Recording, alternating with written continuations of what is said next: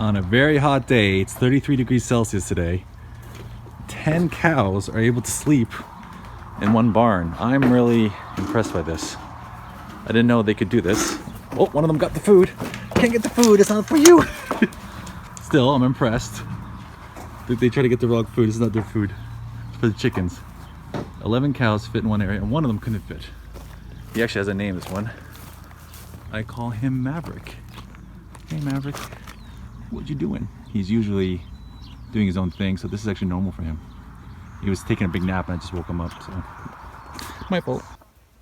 So this is what the soil looked like before, and out of nowhere the chickens have made a huge section. It's like they're digging.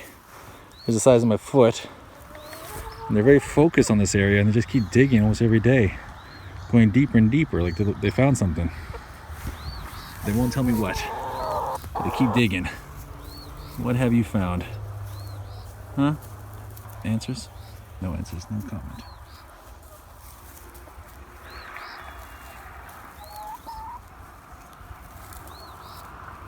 There you have it. We have 7 chickens out. Just so you know, this was shot in June of 2023. This all started in April.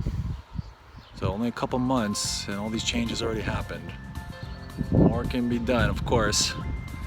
And I come from suburbs, so this is a big change. But I think anyone can do it. Chickens, ducks, maybe not ducks, but chickens for sure. Give yourself a try, see what you can do.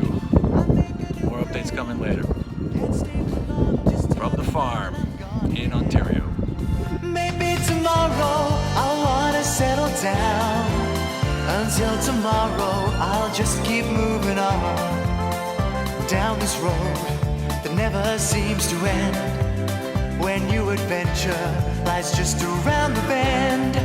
So if you wanna join me for a while, just grab your hat, come travel light, that's hobo style. Maybe tomorrow I'll wanna settle down.